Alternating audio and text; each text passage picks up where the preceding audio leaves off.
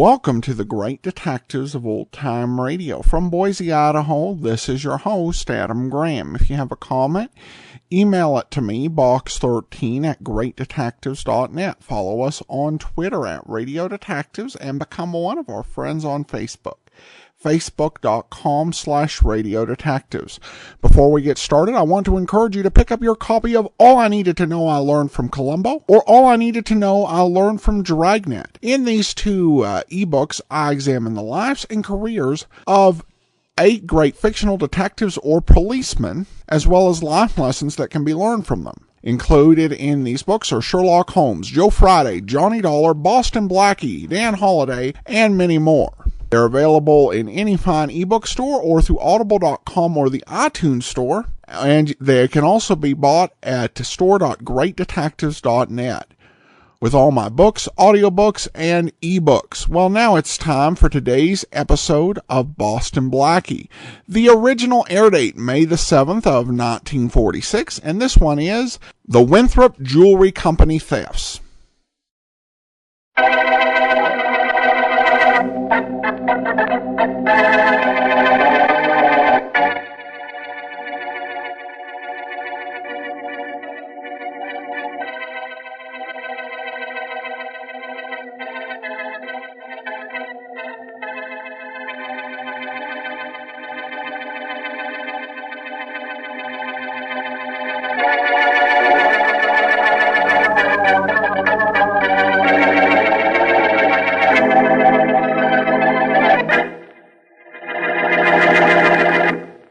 Blackie? Blackie, come on, wake up. Come on, wake up, Blackie.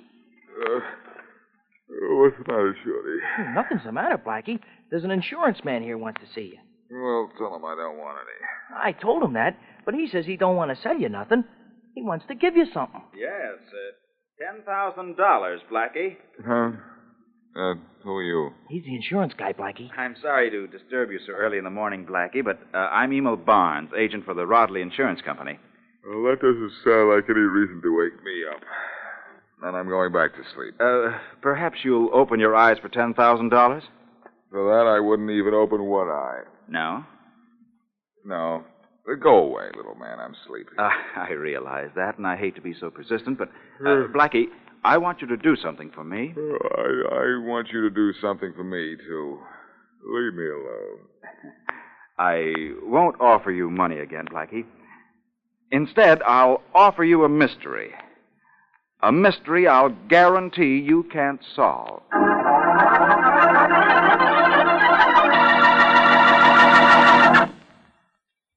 And now back to Dick Calmer as Boston Blackie. Enemy to those who make him an enemy. Friend to those who have no friend.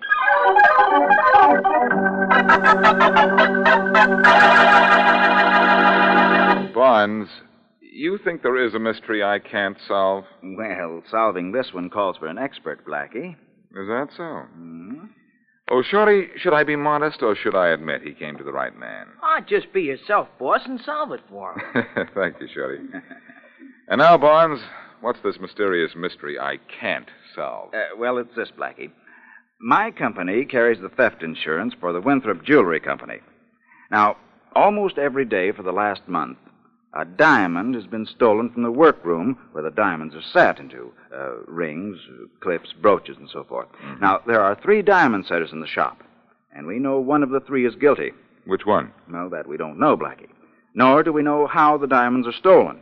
You see, all 3 of the men in the shop are searched when they leave. They're searched at the end of the day, you mean? Yes. Oh, what about when they go out to lunch? They don't go out to lunch. All 3 of them bring their lunches to work and eat in the shop. They never go out during working hours, and no visitors are allowed to come in. Hey, I know a way to stop the diamonds from disappearing. Fire all 3 diamond setters. Well, I suggested that to Mr. Winthrop, the owner of the company, but he doesn't think that it's fair to the 2 men who are not taking diamonds. He has a point there. Mm-hmm. Well, what do you want me to do? Find out how the diamonds are being taken out of the shop. Now, understand, all 3 men are thoroughly searched. Not one of them has ever had a diamond on him. Yet almost every day a diamond is missing. That's very intriguing. Mm-hmm. Who are these 3 men? Well, there's Hans Van Houten. He's an expert diamond setter from Holland. He's been with the Winthrop Company for 20 years. Uh-huh. And then there's, young John Glass. He's Van Houten's protege. And the newest member of the trio is Jim Aldrich, a young man from Georgia. I see. Well, I'd say you have two mysteries, Mr. Barnes. Yes? Who is taking those diamonds, and how are they being smuggled out? Blackie, I've made plans for you to go to the shop later today as an employee of the Winthrop Company. Under another name, of course. You'll be John Jones. You've made plans for me already, huh? Uh-huh. Pretty sure I'd take this case, weren't you? Yes, I was. The method of stealing those diamonds has to be ingenious. It must interest a man like you. Well, doesn't it? Not much, Barnes. Give me 30 seconds to get dressed, and I'll be right with you.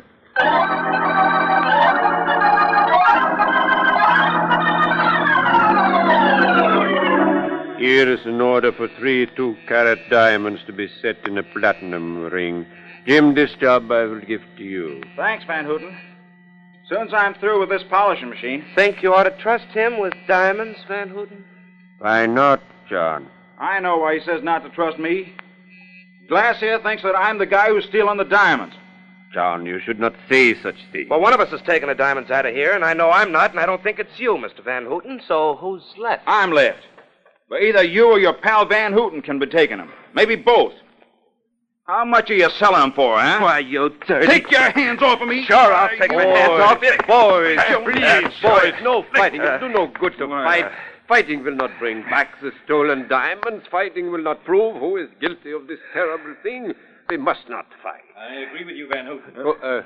Good afternoon, Mr. Winthrop. Hello, Mr. Winthrop. Hello, It's Mr. Winthrop. closing time, gentlemen. You'll go out to be searched as usual. Right, Yes, sir. he is. But before you go, I'd like you to meet a new employee, Mr. John Jones. He'll work in here with you. Hello, fellas. Hello. Jones, this is Van Houten. How do you do, Mr. Jones? He's in charge here, and this is his protege, John Glass. How do you do, sir? And this is Jim Aldrich. How do you do, sir? Hiya, Jim. You're sure going to like it here, Mr. Jones. We get searched like a bunch of thieves every time we leave work. But the diamonds keep disappearing just the same. Well, gentlemen, Mr. Barnes of the insurance company is in the outer room, ready to search you.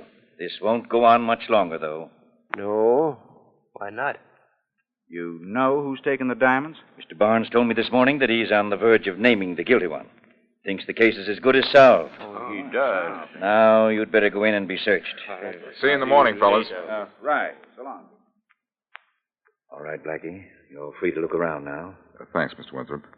But I'd like to look around my way, if you don't mind. Not at all. Will you send my assistant Shorty in? Right away. Thanks. And let me know as soon as Barnes has finished searching those 3, will you? I certainly will. It'll be some time, though. We make the search very thorough. Even use a fluoroscope. Oh, Shorty, you may go in now. Oh, thanks, sir. Hi, Blackie. Hey, this is some swell joint, huh? As joints go, Shorty. Well, let's look around. Okay, boss. But for what? Oh, nothing much. Merely a clue as to how one of the 3 men who work in this room managed to steal a diamond almost every day without being caught. Maybe the thief swallows it. No, short one, not that way. The suspects are put under a fluoroscope. That would detect a diamond if they swallowed it. Oh. Well, where do we start looking, Blackie? Right here. Let's see now. Where are we? Right here in the middle of a room. And what do we see? Well, I see a small safe, a workbench, and a door. That's the washroom, according to the sign. And I see 2 windows. Blackie, the windows. That's how the thief gets the diamonds out. He throws them out the window. Maybe you should have stayed home, Shorty. You know where we are? Sure, in this room. Do you know where this room is? It's on the 12th floor, and this side of the building faces the river. Oh. So? So I'm not so smart, huh? Anything thrown out the window would drop into the river. Now you're being a little bit smarter. Hey, what's this on the little wall here? Let's have a look, Shorty. Oh, just coat hangers. Oh, yes, on the shelf. This is where Van Houten, Glass, and Aldrich put their lunch boxes. Lunch boxes? Yes, Shorty, they have their lunches right here. That proves the diamonds aren't taken out during the lunch hour. Hey, Blackie, that means the only time they could carry out a diamond is after work. And that's now, huh? And now they're being searched, but thoroughly. Just as they're always searched, but thoroughly. Hey, what's this thing here? Looks like a piece of corn, Blackie. I can just get it out of this crack on the floor. It is corn. Oh, I know how that got there. One of the three guys who work here had corn on the cob for lunch. Which reminds me, Blackie, I'm hungry. How much longer are we going to stay here, huh? Not much longer. I've looked the place over from top to bottom and haven't found anything. All we have to do now is wait for a report that Barnes has finished searching Van Houten, Glass, and Aldrich, and that should be very soon. Gee, boss, how was that guy getting the diamonds out of here? I don't know, Shorty. This mystery is everything Barnes said it would be. The diamonds can't be thrown out the window. They'd be lost in the river. And they can't be carried out because all three guys are searched. They can't be hidden in here because there's no place to hide them. Uh-huh. Barnes himself figured that out a long time ago. Oh, Blackie. Oh, yes, Mr. Winthrop. Has Barnes finished searching those three? Yes, he's already left. You could probably catch him if you want him, though. We found nothing on the men. The fluoroscope showed nothing either? Not a thing. Do you know how this has been done? You've searched them and found nothing? Uh-uh. You can search me.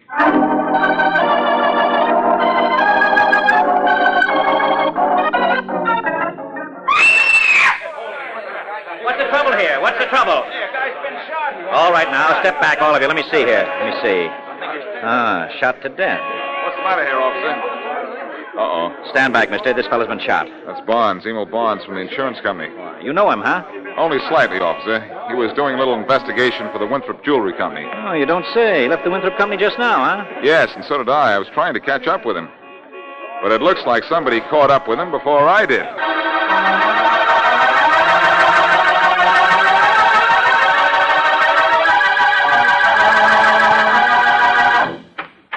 Mr. Winthrop, I'm Faraday, police inspector. I'd like to talk to you about the murder of Emil Barnes. Of course, Inspector. Hello, Faraday. Blackie, what are you doing here? Believe it or not, Faraday, I work here. That's right, Inspector. Work here? Blackie, you never did a lick of work in your life. Well, I haven't done anything since I first met you. I haven't had time.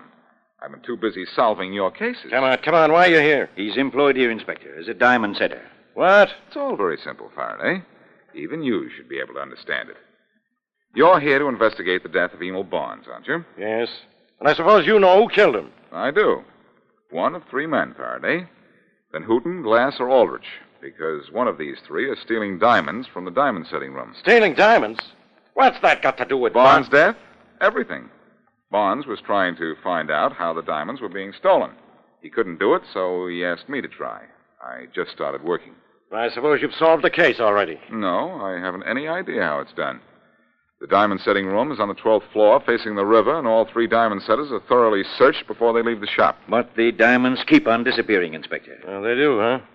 And what about today? Today, Faraday, I'll guarantee one thing. A diamond isn't missing. Blackie, you just guaranteed Inspector Faraday a diamond would not be missing?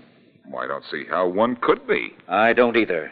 But my inventory report shows that another diamond has been stolen today.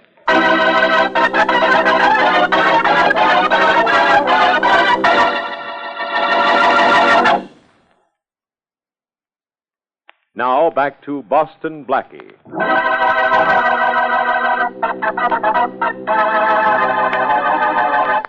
Blackie is involved in a mystery which even he feels that he cannot solve. Three men work in a diamond setting shop from which a diamond disappears almost every day. The three men are searched every time they leave the shop, but no diamond is ever found on them. No visitors are allowed in the shop, and the only windows in the room, which is on the 12th floor, face on a river. To add to Blackie's troubles, Emil Barnes, insurance agent investigating thefts, is murdered, obviously by one of the three suspects. As we return to our story, Blackie and Mary Wesley are in a small cafe having a midnight snack. Cheer up, Blackie. After you've had something to eat, you'll feel I don't better. deserve to eat, Mary. I'm sure this case isn't as tough as I'm making it. If I could just find a clue. First, find something on this menu. Then you can look for a clue. Oh, all right. What are you going to have? Well, I don't know. Mary, I told you about Van Houten, Glass, and Aldrich, didn't I? Now, which one of those three might be a thief and a killer? I think better after I eat, honey child. Oh, I'm sorry. Now, what are you going to have? You eat, Mary. I don't feel like it. I have all the food I want. And it's all for thought. This kernel of corn, for instance. Now, why in the deuce Darling, would that... you can stare at that piece of corn if you want to, but you're going to feed more than that to me. That is bird food, and I'm a growing girl. Order the biggest steak in the house. If it... Bird food. Mary, I've got it. Got what? The answer. I know how it's done. How? What was done? Where's the telephone? Well, it's right in back of you. Come on, I'll tell you and Faraday at the same time. Well, hey, wait for me. Well, come on. Honey, do you think it's smart to call Inspector Faraday in the middle of the night like I'm that? smart at all hours, Mary. Oh, aren't you modest? No, just happy. Okay. Hello? Hello, Faraday. This is Blackie. Who? Your old pal, Blackie. Wake up, Faraday. Blackie, what's the idea of calling me up? In the middle of the night? Sorry, pal, but I can't solve your cases at your convenience. What case have you solved now? You think. I know how those diamonds get out of the setting room at the Winthrop Company. Oh, you do, huh? I suppose they fly out the window. They sure do, Faraday. Did you wake me up to tell me jokes? No, Faraday. To tell you the case is solved. The diamonds fly out the window. Yes, attached to homing pigeon's legs. Sure. Huh? The guy ties a diamond to the leg, and the pigeon flies home, because that's what it's trained to do. Hey, you might have something there. I think I've got the answer. Those guys aren't searched when they go into the shop, only when they go out. I know that. How does the homing pigeon get into the shop? Well, the thief brings them in a lunchbox. And the lunchbox is empty when the guy leaves, because by that time the pigeon and the diamond have also gone out the window. Uh-huh. Look, Faraday. Yeah? I want you to come up to the shop at Winthrop's tomorrow morning early and search those lunchboxes. Okay. But what if I don't find a pigeon? Well, then I have a second plan in that case. But you'll find a pigeon, I'm sure. And when you do, the little birdie will also tell you who killed Emil Barnes.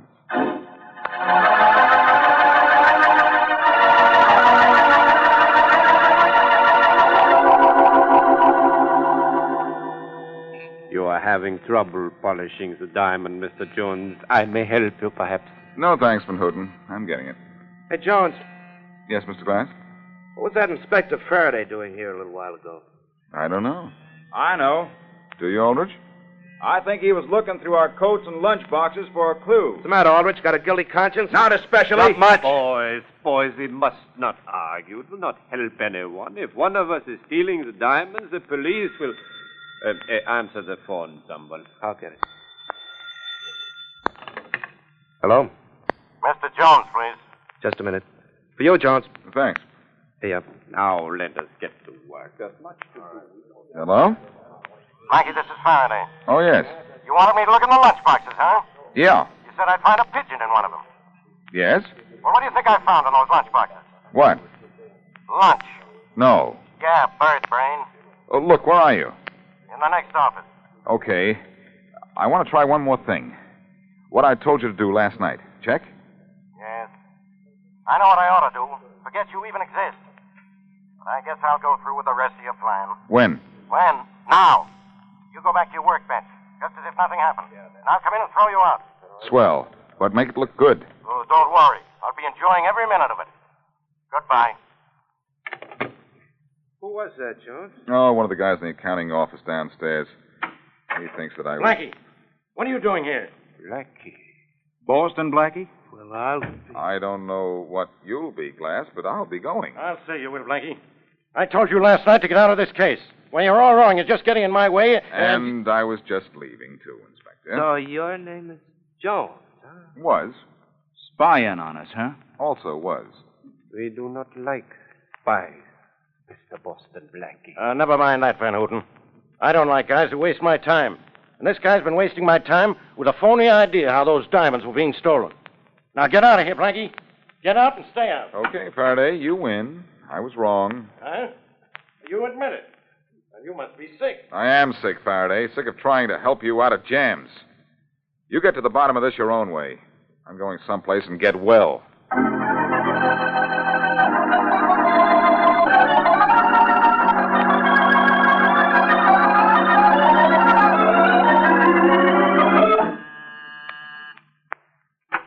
Oh, Blackie, I'm glad you got back to your apartment before I did. I was afraid I'd have to wait out here in the hall. I just had to look around Aldrich's house, Mary. Oh? No pigeons. What did you find out about Class? He lives at 47 Eastern Street. No pigeon. Not a sign of any? Not even a feather. Then everything depends on what Shorty finds at Van Houten's. Well, let's hope he finds something. He has to find pigeons, Mary. I'm sure I'm right. Because if I'm not, there's no way in the world for those diamonds to disappear out of that room. Van Houten has to have pigeons or the whole... Oh, what? The whole... Oh, this is the slickest jewel robbery and the toughest case I've ever heard of. Uh-oh, I hope that's Shorty. I hope so. Hello? Hey, Blackie, this is Shorty. Yes, Shorty? What did you find out about Van Houten? Well, he lives at 53 Eastern Street. 53 Eastern Street, huh? That's just a couple of doors away from where Glass lives. Yeah? Yeah, but never mind that. What did you find out about Van Houten? Nothing. I couldn't get into his place. Why not? The joint was locked. Well, did you see any pigeons in the neighborhood? Sure, Blackie, but they was all over at the church and the firehouse across the street. Not around Van Houten's. All right, Shorty. Thanks. Where are you going to be? I may want to get in touch with you later. I'll be at home, Blackie. All right, goodbye. So, Van Houten had no pigeon. Shorty couldn't find out, Mary, which means that Van Houten is still a possible suspect. In fact, he's our only one. We know Glass and Aldrich don't have pigeons. Yeah, but Blackie, you may be wrong entirely. You said Inspector Faraday didn't find a pigeon in any one of the 3 lunchboxes this morning. Oh, I have an answer to that one, Mary. Van Houten, if he's our man, was playing it smart. While the heat was on, he decided not to bring a pigeon with him. But you think maybe he'll bring a pigeon tomorrow, huh? He might. I had Faraday throw me off the case, so he would figure that the heat was off. At least that's what I wanted him to figure. I'll see you later, Mary. Where are you going? To see how I can get our Holland friend, Mr. Van Houten, in Dutch.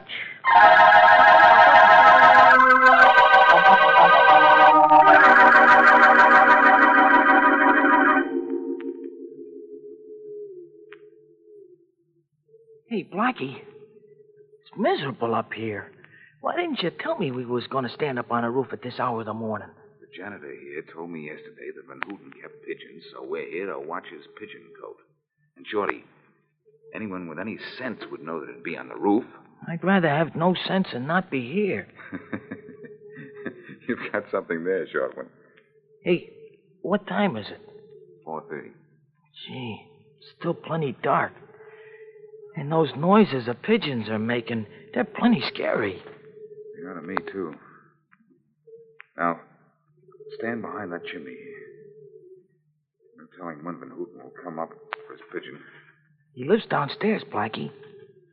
How does he get up here on the roof? Through that door by the skylight there. Oh. Well, I better get back here behind the chimney with you, Blackie. He might be able to see me standing here. I doubt it. It's too dark. Hey, look out. Don't push. Sorry, Blackie. If you'd pushed a little harder, I'd be sorry and also dead. Look what's behind us. Ain't there another building next to this one? Yes. But it's a good 10-foot jump across through space to the next roof. And if you slip, it's a 6-story drop through space. Oh, don't talk about that, Blackie. Don't make me feel so good. Sorry. Say, what do we do when Van Houten shows? Well, Whaley gets his pigeon and grab him. Oh. Hey, Blackie, I'm smaller than you. I can sneak up without him seeing me. Let me grab him, huh? All right. But wait till he has the pigeon and then... Hey. Look. Somebody on the roof. Shh. But where'd he come from? Through that door there. I didn't see him. We were looking the other way, talking about falling down between this building and the next. Oh. He's all by the pigeon cote. The pigeon what? Shh. Can you see what he's doing, Shorty? Yeah. He's got his arm in that pigeon thing. Coat. The coat, yeah. Now what's he doing? Well, nothing yet. Yeah. He's reaching in a cubby hole and grabbing a pigeon. Good. I grab him now, Blackie? No. Until he comes out. He's coming out now. Where's the pigeon? I don't see it. Guess it's in his lunchbox. Hey, he's heading for the door down into the building. We'll grab him, Shorty. Quick. Okay. Grab him, Shorty. Grab. What is this? As good as grab, Blackie. What is this? Stay where you are, buddy. Let go of me. No, you don't get away from me. I do. Hey, what? Blackie's getting away. I'll say I am. Hold on, Shorty. I'm coming. And I'm going. Hey, Shorty. That wasn't Van Houten. That was John Glass. Come on, let's get after him. Okay, but he ain't heading for the door. No, he's going to jump to the roof of the next building. Blackie didn't make it. I know. Step back, Shorty, or you may... Wow. That's the end of John Glass. Oh, gosh, Blackie, 6 stories down. Hey, Blackie, please stay away from that edge. Do you want to go down there after him? Yes, Shorty, I do. But I think I'll do it the long way. I'm going to walk down.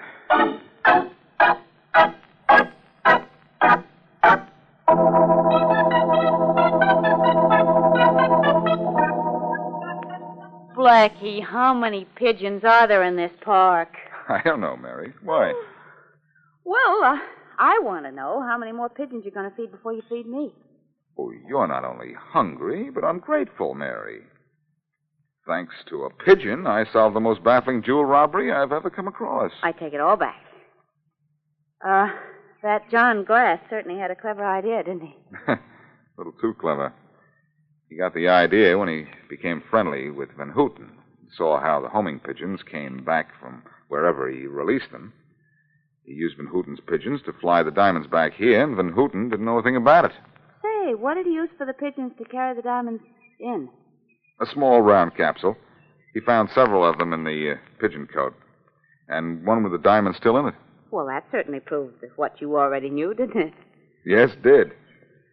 Too bad Winthrop made that remark in front of Glass about Barnes, the insurance man, having the case almost solved. That's why Glass killed Barnes. Not too bad, and Barnes was just referring to your being in on the case, wasn't he? Yes. Shame. Hey, but there's one thing I would like to know. What? Well, you worked with those 3 diamond setters for a whole day and a half. How'd you get away with it? You don't know anything about diamonds. Are you kidding? I don't know anything about diamonds.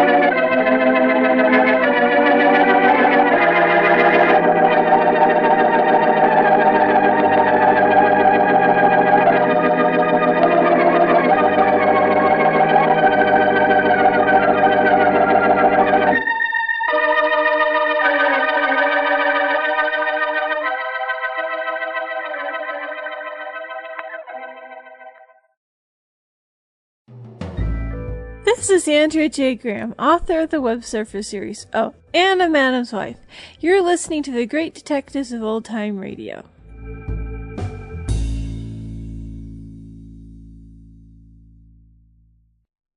Welcome back.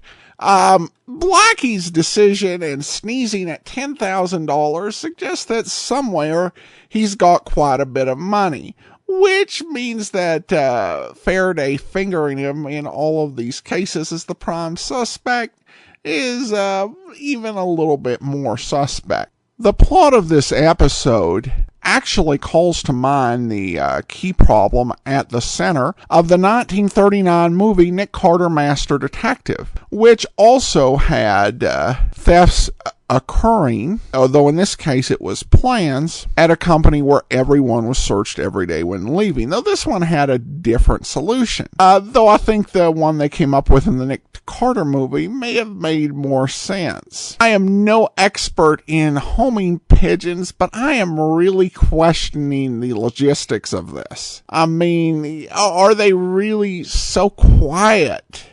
Birds that you can smuggle them into work in your lunchbox and they not make a sound at all, ever?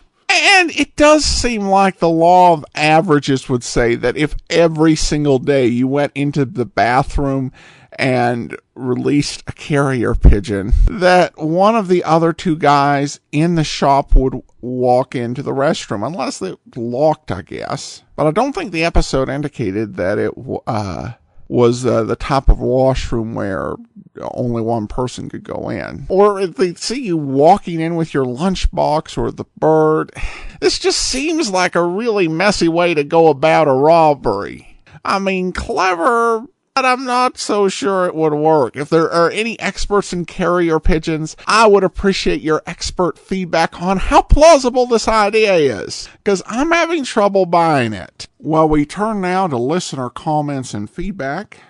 And I have an email here from one of my longest time listeners, Chris, who writes in, lets me know that he's booked a flight on JohnnyDollarAir.com. Thank you so much. That's always appreciated. Expresses appreciation and then lets me know some thoughts. Yes, please keep DOA. Fantastic movie. That one is definitely on the list of ones that I do want to revisit and bring back. I'd like to see if I can get commentary recorded, perhaps with a guest commentator even, but it'll probably be a few months since that is a bit of a bigger file. FYI, I don't like the organ music in Boston Blackie, so I usually skip the music, but the show is good, despite Inspector Faraday trying to arrest him every stinking show. Well, not literally. It didn't happen in this stinking show. But I get your point, and I know a lot of folks don't care for the organ music. Inspector Thorne has gotten slightly better. He almost ended up in the skipped episode pile because he was too over the top. Just frustrating. Still trying to listen, but may start skipping if he doesn't stop acting like every person in the killer is the killer. Richard Diamond is fantastic, and Nightbeat is pretty good. Really appreciated Marty. Great episode. Very well acted, in my humble opinion. Johnny Dollar is still the man, the myth, and the legend. Thanks so much for the email, Chris, and I always appreciate hearing from our longtime listeners, as well as our newer ones. So thanks so much to everyone for their contacts, and that will do it for today. Join us back here tomorrow for yours truly, Johnny Dollar, the man, the myth, and the legend. And then next Thursday, another episode of Boston Blackie. In the meantime, send your comments to box13 at greatdetectives.net. Follow us on Twitter at Radio Detectives.